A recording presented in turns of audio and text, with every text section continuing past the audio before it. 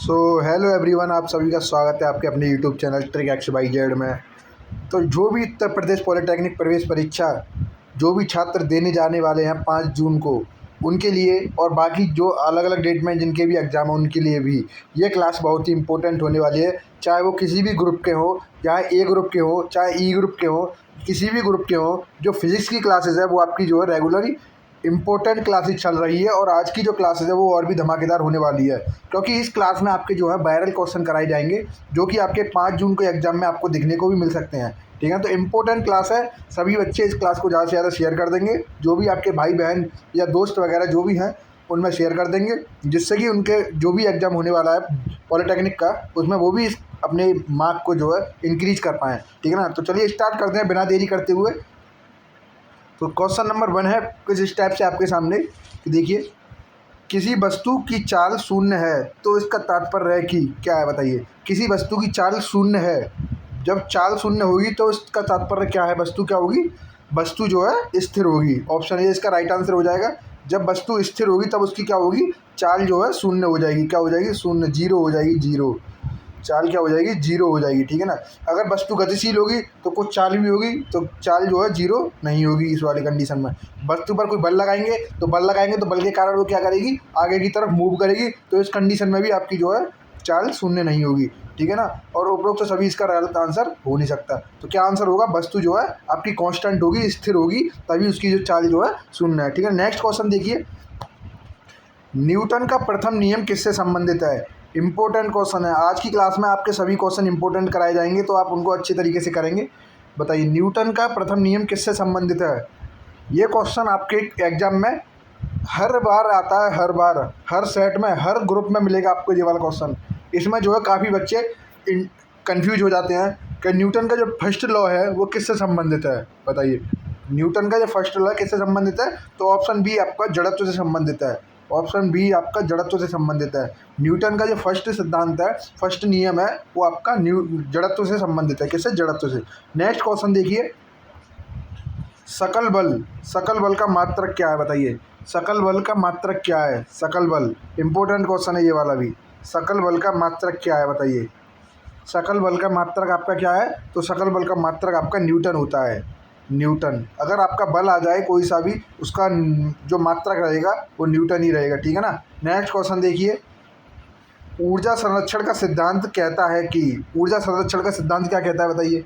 ऊर्जा संरक्षण का सिद्धांत क्या कहता है, तो ऊर्जा संरक्षण का जो सिद्धांत है वो केवल यही कहता है कि ऊर्जा ना तो उत्पन्न की जा सकती है और ना ही नष्ट की जा सकती है। क्या की जा सकती है, ऊर्जा जो है एक रूप से दूसरे रूप में स्थानांतरण की जाती है, परिवर्तन की जाती है। जैसे कहते हैं, मतलब जो एनर्जी है वो किसी फॉर्म में जो है कन्वर्ट होती है। ठीक है, तो ऑप्शन ए इसका राइट आंसर हो जाएगा। जो ऊर्जा संरक्षण का सिद्धांत होता है वो ऊर्जा ना तो उत्पन्न की जा सकती है और ना ही नष्ट की जा सकती है। ठीक है ना, क्या की जाती है, एनर्जी जो है ना तो मतलब उसका ना तो उत्पन्न की जा सकती है वो, और ना ही उसको नष्ट कर सकते हैं। उसको क्या करता है, चेंज कर सकते हैं हम, एक रूप से दूसरे रूप में उसे परिवर्तन कर सकते हैं। ठीक है ना। अब इसमें एक ऑप्शन दे रखा है, ऊर्जा केवल यांत्रिक हो सकती है, ये गलत है। ऊर्जा आपकी इलेक्ट्रिकल एनर्जी भी होती है, मैकेनिकल एनर्जी होती है, और हाइड्रोलिक एनर्जी होती है, काफ़ी टाइप की एनर्जी है, तो ये वाला आंसर नहीं हो पाएगा। ऊर्जा केवल ऊष्मा में परिवर्तन हो सकती है। ठीक है ना, तो ऊर्जा केवल ऊष्मा में ही नहीं परिवर्तित हो सकती, और किसी भी एनर्जी में उसे कन्वर्ट कर सकते हैं। ठीक है ना। नेक्स्ट क्वेश्चन देखिए, ध्वनि की गति किस माध्यम में सबसे अधिक होती है बताइए। इंपॉर्टेंट क्वेश्चन है ये वाला आपका। जो ध्वनि की गति होती है, ध्वनि की गति किस माध्यम में सबसे अधिक होती है बताइए। किस माध्यम में ध्वनि की गति सबसे अधिक होगी। ऑप्शन दे रखे हैं आपके सामने, आंसर बताइए जल्दी। तो ऑप्शन ए इसका राइट आंसर हो जाएगा, ठोस में। ठोस में जो है ध्वनि की गति सबसे अधिक होगी। किस में होगी, ठोस में। क्यों होगी ठोस में, क्योंकि जो ठोस के कण होते हैं वो पास पास होते हैं। जैसे कि आपके पास में ये कोई मेटल होगा, ये कोई मेटल की रॉड है, ये कोई ठोस पदार्थ की रॉड है। आप यहाँ पे कोई भी इसके जो कण होते हैं ठोस के, वो क्या होते हैं, बहुत पास पास होते हैं, बहुत पास पास होते हैं, बहुत ही पास पास। तो क्या होते हैं, वो वाइब्रेशन के कारण, जैसे यहाँ पे कोई भी आप हैमर लगाएंगे, कोई यहाँ पे आप हथौड़ा मारते हैं, कोई भारी चीज़ से मारते हैं यहाँ पे इसके ऊपर, तो क्या होगा, उसके जो वाइब्रेशन के कारण वो उसकी जो ध्वनि होगी वो जब बहुत जल्दी आपकी आगे की तरफ मूव करेगी। अगर द्रव की बात करें तो द्रव के, जैसे कि ये कोई आपका द्रव में जो कण होते हैं, द्रव के जो कण होते हैं वो काफ़ी दूर दूर होते हैं, मतलब पास पास नहीं हो पाते, मतलब थोड़े ठोस की अपेक्षा जो है थोड़े कम पास होते हैं। गैस के आपके पता ही है, गैस के दूर दूर होते हैं, है ना। वैक्यूम में आपकी, निर्वात में आपका कोई भी इसमें नहीं होता, फ्री रहते हैं, ठीक है ना। तो क्या होगा, ठोस इसका राइट आंसर हो जाएगा, ठोस इसका राइट आंसर हो जाएगा। ध्वनि की गति किस माध्यम में सबसे अधिक होगी, ठोस माध्यम में जो है ध्वनि की गति सबसे अधिक होगी। नेक्स्ट क्वेश्चन देखिए, ध्वनि की गति किस माध्यम में सबसे अधिक होती है, तो ये दोबारा आ गया शायद क्वेश्चन। नेक्स्ट क्वेश्चन है ये रहा, प्रकाश की चाल अधिक होती है, प्रकाश की चाल अधिक किस में होती है बताइए। ये वाला इंपॉर्टेंट क्वेश्चन है। इस टाइप के क्वेश्चन आपको काफ़ी बार एग्जाम में देखने को मिलेंगे, और इसमें आपके ऑप्शन आपको जो है अच्छे तरीके से चूज़ करने हैं, जिससे कि आपका आंसर जो है गलत ना हो। तो प्रकाश की चाल सबसे अधिक किस में होती है बताइए, प्रकाश की चाल अधिकतम किस में होती है, तो प्रकाश की चाल अधिकतम किस में होती है, तो ऑप्शन डी इसका राइट आंसर हो जाएगा, निर्वात में। ऑप्शन डी, निर्वात में प्रकाश की चाल सबसे अधिक होती है। कितनी होती है, सबसे अधिक होती है। नेक्स्ट क्वेश्चन देखिए, ओम का नियम किससे संबंधित है बताइए, ओम का नियम किससे संबंधित है, ओम का नियम किससे संबंधित है, तो ओम का नियम किससे संबंधित है, विद्युत धारा से संबंधित है। ओम का नियम किससे, विद्युत धारा से। इंपॉर्टेंट क्वेश्चन है ये, आपके जो आपके जीके के एग्जाम में काफ़ी बार रिपीटेड होते हैं इस टाइप के क्वेश्चन। तो आप इस क्वेश्चन को जो है गलत करने की ना कोशिश करें, आप इसको सही करने की पूरी कोशिश करें। अच्छे तरीके से पहले क्वेश्चन को आप पढ़ें, पढ़ने के बाद ही उसके ऑप्शनों को देखें, फिर उसके बाद आंसर लगाएं, ठीक है ना। नेक्स्ट क्वेश्चन देखिए, नेक्स्ट क्वेश्चन है, तो देखिए सबसे पहले एक इंपॉर्टेंट बात मैं आपको बता दूं कि टेलीग्राम चैनल को आप ज्वाइन कर लेंगे। जो भी आपके पीडीएफ और आपके पीवाईक्यू की पीडीएफ बुक्स और जो भी आपकी इंपॉर्टेंट इन्फॉर्मेशन होती है, लेटेस्ट अपडेट होती हैं, वो टेलीग्राम चैनल पर प्रोवाइड कराई जाती है। टेलीग्राम चैनल का नाम आपको जो है टीम ट्रिक XYZ है, जिसमें आपका लिंक यहाँ पे दे रखा है, और लिंक इसका आपको डिस्क्रिप्शन बॉक्स में भी मिल जाएगा। डिस्क्रिप्शन बॉक्स में जाके उसको ज्वाइन कर लेंगे, टेलीग्राम चैनल को आप क्या कर लेंगे, ज्वाइन कर लेंगे। वहाँ पे आपकी जो भी इंपॉर्टेंट इन्फॉर्मेशन है वो आपको तुरंत प्रोवाइड करा दी जाती है, ठीक है ना। पीडीएफ मिल जाएगी आपको वहाँ पे, बुक की पीडीएफ मिल जाएगी, ग्रुप ए की बुक मिल जाएगी वहाँ पे, और आपको जो है प्रीवियस ईयर क्वेश्चन पेपर आपको वहाँ पे मिल जाएंगे, जिनको आप एनालाइज करके, सॉल्व करके अपनी प्रिपरेशन को एनालिसिस कर सकते हैं, ठीक है ना। नेक्स्ट क्वेश्चन देखिए, अब बढ़ते हैं क्वेश्चनों की ओर। क्वेश्चन नंबर 8 है आपके सामने, विद्युत धारा का मात्रक, विद्युत धारा का मात्रक क्या है बताइए, विद्युत धारा का मात्रक, विद्युत धारा का मात्रक क्या है, तो विद्युत धारा का मात्रक एम्पियर है, एम्पियर। विद्युत धारा का मात्रक क्या है, एम्पियर। नेक्स्ट क्वेश्चन देखिए, गुरुत्वीय त्वरण जी का मान पृथ्वी पर लगभग कितना है होता है बताइए, गुरुत्वीय त्वरण जी का मान पृथ्वी पर लगभग कितना होता है। इंपॉर्टेंट क्वेश्चन है ये वाला भी। देखिए जिस बच्चे ने अपना 10th क्लास अच्छे से किया है, अच्छे परसेंटेज से, या अच्छी पढ़ाई कराई है उन्होंने 10th क्लास में, या 12th के बाद जो एग्ज़ाम दे रहे हैं उन्होंने 11th 12th अच्छे से की है, तो वो इस एग्ज़ाम को जो है अच्छे तरीके से समझ के अच्छे तरीके से अपना कर सकते हैं। लेकिन जिस बच्चे ने नहीं किया है वो भी इस एग्ज़ाम को कर सकते हैं, लेकिन थोड़ा वो उनको जो है अब ध्यान देना होगा, तो उसके जरिए वो कर पाएंगे। तो देखिए स्मॉल जी का मान जो पूछ रहा है इसमें, स्मॉल जी का मान पृथ्वी पर लगभग कितना होता है बताइए, कितना होता है, 9.8 होता है, 9.8 मीटर पर सेकंड स्क्वायर, ठीक है ना। इसके बाद नेक्स्ट क्वेश्चन देखिए, परावर्तन का नियम। नेक्स्ट क्वेश्चन है आपका, परावर्तन का नियम किस पर आधारित है बताइए, परावर्तन का नियम किस पर आधारित है, तो परावर्तन का नियम जो है, परावर्तन का नियम प्रकाश पर आधारित है। किस पर आधारित है, प्रकाश पर। तो क्या नियम है परावर्तन का, तो देखिए परावर्तन का नियम ये है, जैसे कि ये कोई आपका हुआ है, और यहाँ से आने वाली किरण और जाने वाली किरण का जो एंगल होता है बराबर होता है, ठीक है ना, इस टाइप से रहता है। या कोई भी प्रकाश किरण आती है तो टकराने के पश्चात वापस उसी दिशा में चली जाती है, ये परावर्तन का नियम होता है, ठीक है ना। ये आपको मैंने बता दिया है, और आप पढ़े भी होंगे आपने, पर जो फिजिक्स में चैप्टर है आपके में प्रकाश नाम का, लाइट नाम का, उसमें ये क्वेश्चन आपका, ये चैप्टर आपका काफ़ी इंपॉर्टेंट है। अब देखिए नेक्स्ट स्लाइड आपका चालू हो गया है। यहाँ पे आपके दोनों इंग्लिश और हिंदी दोनों में क्वेश्चन मिलेंगे, क्योंकि काफ़ी बच्चों की डिमांड आ रही थी कि इंग्लिश हिंदी दोनों में क्वेश्चन दीजिए, तो वहाँ वो थोड़ा नहीं हो पाया था, तो अब आगे से ये होने शुरू हो गया है। बताइए किस वस्तु की चाल शून्य है तो इसका तात्पर्य है कि, बताइए किसी वस्तु की चाल शून्य है तो इसका तात्पर्य है कि, क्या तात्पर्य है इसका बताइए। वस्तु स्थिर है, वस्तु गतिशील है, वस्तु पर बल लग रहा है, उपरोक्त सभी। एक पीछे क्वेश्चन इसी टाइप का आया था, यही क्वेश्चन था वो। बताइए इसका आंसर क्या है, कमेंट बॉक्स में इसका आंसर आप बताएंगे। किसी वस्तु की चाल शून्य है तो वो वस्तु क्या है बताइए, ठीक है ना। नेक्स्ट देखिए,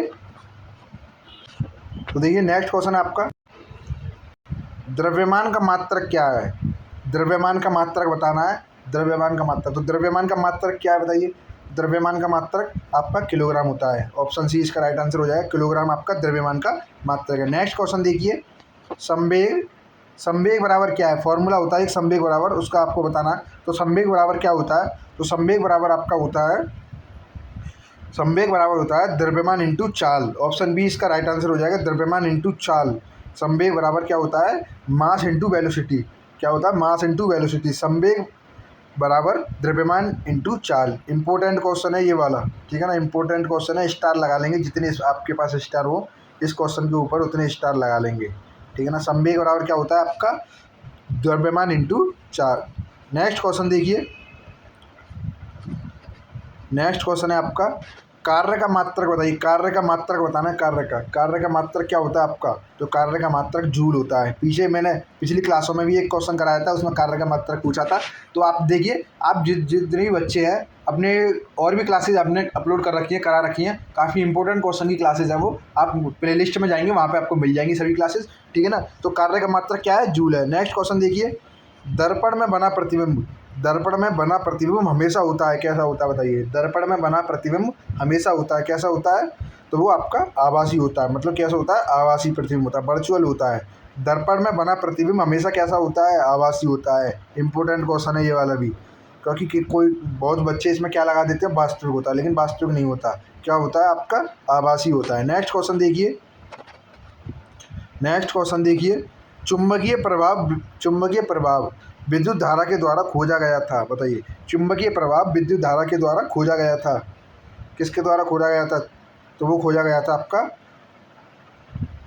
ओरस्टेड के द्वारा। ऑप्शन बी इसका राइट आंसर हो जाएगा, ओरस्टेड के द्वारा।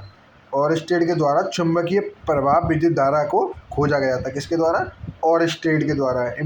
ये वाला आपके आप कब की बहुत बच्चे इसमें क्या लगा देते हैं, न्यूटन आंसर लगा देते हैं, लेकिन न्यूटन ने नहीं खोजा था, किसने खोजा था, ओरस्टेड ने खोजा था। देखिए नेक्स्ट देखिए, टेलीग्राम चैनल का ये मैंने बताई दिया, आप टेलीग्राम चैनल को ज्वाइन कर लेंगे, वहाँ पर सभी इंपॉर्टेंट पीडीएफ के लिंक्स और आपके पीवाईक्यूज, प्रीवियस ईयर क्वेश्चन और आपके सभी ग्रुपों की जो है बुक वहाँ पे अवेलेबल है। डिस्क्रिप्शन बॉक्स में उसका लिंक मिल जाएगा आपको, उसको ज्वाइन कर लेंगे। नेक्स्ट क्वेश्चन देखिए, अब नेक्स्ट क्वेश्चन देखिए, पानी से भरे तालाब की गहराई किस कारण कम दिखाई देती है, बताइए। पानी के भरे तालाब की गहराई किस कारण कम दिखाई देती है, किस कारण कम दिखाई देती है, तो वो अपवर्तन के कारण कम दिखाई देती है। प्रकाश के अपवर्तन के कारण वो गहराई क्या दिखाई देती है, कम दिखाई देती है। नेक्स्ट क्वेश्चन देखिए, नेक्स्ट क्वेश्चन है आपका, साबुन के बुलबुले में चमकीले रंग निम्नलिखित में से किसके कारण होते हैं। साबुन के बुलबुले में चमकीले रंग निम्नलिखित में से किसके कारण होते हैं, किसके कारण होते हैं, तो वो होते हैं आपके प्रकाश के प्रकीर्णन के कारण। ऑप्शन ए इसका राइट आंसर हो जाएगा, प्रकाश के प्रकीर्णन के कारण जो होते हैं साबुन के बुलबुले में चमकीले रंग दिखाई देते हैं। देखा होगा आपने, जो जो सड़क होती है, जो आप गर्मियों में देखते होंगे, गर्मियों के मौसम में, जैसे कि जो रोड होता है उसके सरफेस पर देखते होंगे, यहाँ पे आपको दूर से अगर यहाँ पे कोई व्यक्ति खड़ा है, यहाँ खड़े होकर वो देख रहा है, तो क्या दिखेगा यहाँ पे उसको कुछ एक फिल्म बनी हुई दिखेगी, चमकीली सी फिल्म। मतलब ये चमकीली सी फिल्म बनी रहेगी, जिसको लगता है कि वो किसी ने उसको पानी डाल दिया उसके ऊपर, लेकिन ऐसा नहीं होता है। वो क्या होता है, प्रकाश के प्रकीर्णन के कारण वो ऐसी चमकीली सी दिखाई देती है। आपने देखा भी होगा दोपहर के समय में, जब गर्मियों में काफ़ी ज़्यादा धूप निकलती है, तब की बात कर रहा हूँ मैं, ठीक है। नेक्स्ट क्वेश्चन देखिए, निम्नलिखित में से किसमें उच्चतम ऊर्जा होती है, बताइए। निम्नलिखित में से किसमें उच्चतम ऊर्जा होती है, कौन से कलर में जो है उच्चतम ऊर्जा होती है निम्नलिखित में से, तो नीले प्रकाश में जो है सबसे अधिक ऊर्जा होती है, किसमें, नीले प्रकाश में। नेक्स्ट क्वेश्चन देखिए, नेक्स्ट क्वेश्चन है आपका, निम्नलिखित प्रक्रमों में से किस एक के साथ पद सी एम बाई के संबंधित है। सी एम बाई के किससे संबंधित है, तो वो ऑफसेट प्रिंटिंग से संबंधित है। ये अलग आपका एक अलग टाइप का क्वेश्चन है, इसके आने के चांसेस नहीं रहेंगे। नेक्स्ट क्वेश्चन देखिए, जल में वायु का बुलबुला किसकी भांति व्यवहार करेगा। जल में वायु का बुलबुला जो है किसकी भांति व्यवहार करेगा, बताइए। जल में वायु का बुलबुला किसकी भांति व्यवहार करेगा, तो वो अवतल लेंस की भांति व्यवहार करेगा, किसकी भांति, अवतल लेंस की भांति। नेक्स्ट क्वेश्चन देखिए, किसी तारे के रंग से तारे का क्या पता चलता है, बताइए। जो तारे होते हैं, स्टार होते हैं, अगर स्टार के कलर से आप क्या पता लगा सकते हैं, बताइए, क्या पता लगा सकते हैं, तो हम क्या पता लगा सकते हैं तारे के कलर से, तो तारे के कलर से हम केवल तारे का तापमान का पता लगा सकते हैं। ऑप्शन बी इसका राइट आंसर हो जाएगा, तारे का तापमान का, टेम्परेचर का पता लगा सकते हैं तारे के कलर के।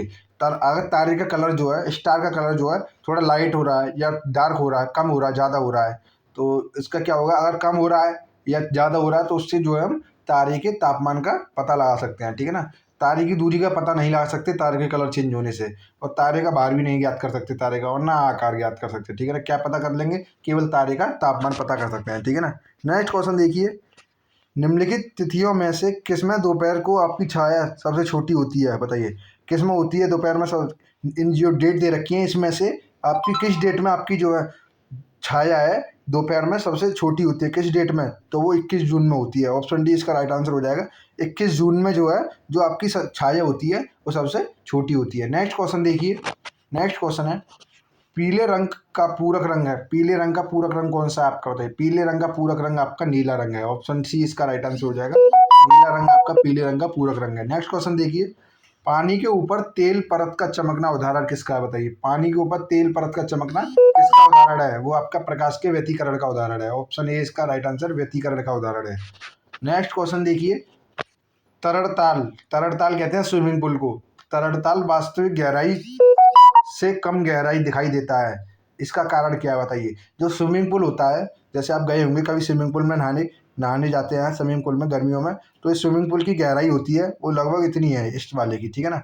देखा होगा आपने, स्विमिंग पूल की गहराई इतनी है, लेकिन आप ऊपर से उसे देखेंगे तो कितनी दिखाई दिखाई देती है? वास्तविक गहराई से कम गहराई दिखाई देती है, लगभग इतनी गहराई आपको दिखाई देगी, इतनी गहराई आपको दिखाई देगी, मतलब वास्तविक गहराई से कम गहराई दिखाई देती है स्विमिंग पूल की, ठीक है ना। तो किस कारण दिखाई देती है? किस कारण दिखाई देती है? क्या कारण है उसका जो इतनी कम दिखाई देती है? तो वो दिखाई देती है किसके कारण? तो वो दिखाई देती है आपकी अपवर्तन के कारण। ऑप्शन सी इसका राइट आंसर हो जाएगा। अपवर्तन के कारण जो स्विमिंग पूल की गहराई होती है वो वास्तविक गहराई यानी एक्चुअल लेंथ से, एक्चुअल हाइट से कम दिखाई देती है, ठीक है ना। तो नेक्स्ट क्वेश्चन देखिए, अभिबिंदुता का दोष दूर करने के निम्नलिखित में से किस लेंस का प्रयोग करना चाहिए? अभिबिंदुता का दोष दूर करने के लिए निम्नलिखित में से किस लेंस का प्रयोग करना चाहिए? तो सिलिंड्रिकल लेंस का आपको प्रयोग करना चाहिए। किसका? सिलिंड्रिकल लेंस का। नेक्स्ट क्वेश्चन देखिए, एक प्रिज्म से गुजरने पर जो प्रकाश सबसे अधिक अपवर्तित होता है वह है? बताइए कौन सा प्रकाश सबसे अधिक अपवर्तित होता है प्रिज्म से निकलने के बाद? तो कौन सा है वो? बैगनी रंग का आपका प्रकाश होता है वो सबसे अधिक अपवर्तित होता है। जब प्रिज्म से कोई भी प्रकाश निकाला जाता है तो वो 7 अलग अलग रंगों में आपका कन्वर्ट हो जाता है या विभाजित हो जाता है, ठीक है ना। नेक्स्ट क्वेश्चन देखिए, वस्तुओं का आवेशन किसके स्थानांतरण के फलस्वरूप होता है? बताइए। वस्तुओं का आवेशन किसके स्थानांतरण के फलस्वरूप होता है? तो वो इलेक्ट्रॉन के स्थानांतरण से आपका जो है स्थानांतरण के फलस्वरूप होता है। किसके? इलेक्ट्रॉन के आवेशन। वस्तुओं का जो आवेशन होता है, मतलब जो इलेक्ट्रिसिटी जनरेट करने के लिए जो आवेश उत्पन्न होते हैं वो किसके कारण होते हैं? वो आपके इलेक्ट्रॉनों के स्थानांतरण के कारण होते हैं, ठीक है ना। नेक्स्ट क्वेश्चन देखिए, अतिचालक का लक्षण है। बताइए अतिचालक का लक्षण क्या है? तो वो है उच्च परामज्ञता। उच्च परामज्ञता आपका जो है अतिचालकता का, सुपर कंडक्टिविटी का जो है लक्षण है। नेक्स्ट क्वेश्चन देखिए, शुष्क सेल है, कौन सा सेल है शुष्क सेल? तो प्राथमिक सेल आपका शुष्क सेल होता है, ठीक है ना। कौन सा सेल? प्राथमिक सेल। इंपॉर्टेंट क्वेश्चन है ये, इस टाइप के जो क्वेश्चन है भी आपके मैंने कराए हैं, काफ़ी इंपॉर्टेंट क्वेश्चन है ये, ठीक है। नेक्स्ट क्वेश्चन देखिए, तड़ित चालक का आविष्कार किसने किया? बताइए तड़ित चालक का आविष्कार किसने किया? पिछले क्लासेस में मैंने ये क्वेश्चन आपको कराया था, तो वो किया था बेंजामिन फ्रैंकलिन ने। किसने? बेंजामिन फ्रैंकलिन ने तड़ित चालक का आविष्कार किया था। नेक्स्ट क्वेश्चन देखिए, विद्युत उत्पन्न करने के लिए कौन सी धातु का उपयोग होता है? बताइए विद्युत उत्पन्न करने के लिए कौन सी धातु का उपयोग होता है? यूरेनियम का। ऑप्शन बी इसका राइट आंसर हो जाएगा, यूरेनियम। इंपॉर्टेंट क्वेश्चन है ये वाला आपके लिए, यूरेनियम का प्रयोग किया था। नेक्स्ट क्वेश्चन देखिए, विद्युत ऊर्जा को यांत्रिक ऊर्जा में बदलने की युक्ति है। विद्युत ऊर्जा को यांत्रिक ऊर्जा में क्या बदलेगी, कैसे बदलेंगे? तो विद्युत ऊर्जा को यांत्रिक ऊर्जा में कौन सा इंस्ट्रूमेंट इसमें से बदलता है या मशीन बदलती है? तो वो आपकी विद्युत मोटर। विद्युत मोटर क्या करती है? विद्युत ऊर्जा को मैकेनिकल एनर्जी में, मैकेनिकल यांत्रिक ऊर्जा में बदलती है, ठीक है ना। कैसे बदलती है? जैसे कि आपकी ये कोई मोटर है, ये कोई मोटर है, आपने इसको इलेक्ट्रिसिटी प्रोवाइड कराई, यहाँ से आपने क्या किया, यहाँ से इसको इलेक्ट्रिसिटी दे दी, इलेक्ट्रिसिटी यहाँ से दे दी। अब ये क्या करेगी, यहाँ पे आपका कोई भी इस पर पुली चढ़ी हुई होगी, पुली देखा होगा आपने गांव में, जो चारा काटने की मशीन होती है, तो वो मोटर से, मोटर वाली बताऊं तो मैं आपको, तो वो क्या करती है, वो आपकी इलेक्ट्रिसिटी से आप मोटर को चालू करेंगे, मोटर चलेगी तो वो पटा घूमेगा, पटा होता है वो आपका घूमता है, जिससे कि जो बड़ा वाला पहिया लगा रहता है, व्हील लगा रहता है मशीन का, वो मशीन का व्हील जो है घूमने लग जाता है। तो क्या हो रहा है उसमें, उसमें आपका इलेक्ट्रिक एनर्जी आपकी जो है मैकेनिकल एनर्जी में कन्वर्ट हो रही है, और वो फिर मशीन चालू हो जाती है, जैसे कि वो आपका चारा काटती है, ठीक है ना। नेक्स्ट क्वेश्चन देखिए, तो यहाँ पे क्वेश्चन एंड हो गए, मुझे लगता है हाँ कंप्लीट हो गई आज की क्लास यहीं पे। तो मैं यही बताना चाहूँगा आपको दोबारा से कि टेलीग्राम चैनल को ज्वाइन कर लेंगे। टेलीग्राम चैनल का लिंक आपको डिस्क्रिप्शन बॉक्स में मिल जाएगा, ठीक है ना। और चैनल को सब्सक्राइब कर लेंगे, जो नए पहली बार चैनल पर आए होंगे, वीडियो को लाइक एंड शेयर कर देंगे, ठीक है ना। ऐसी धमाकेदार वीडियो आपको मिलती रहेंगी, जो भी आपके डाउट होंगे वो आप इसमें बता देंगे कमेंट बॉक्स में, ठीक है ना। अब आपका जो है आज आपके जो है 4 तारीख आपकी हो गई है आज, कल से आपके एग्ज़ाम स्टार्ट हो रहे हैं, ठीक है ना। तो जैसे ही आप एग्ज़ाम देके आए तो बताएंगे आप आपका एग्ज़ाम जो है कैसे हुआ है। तो मिलते हैं फिर नेक्स्ट क्लास में, तब तक के लिए थैंक यू।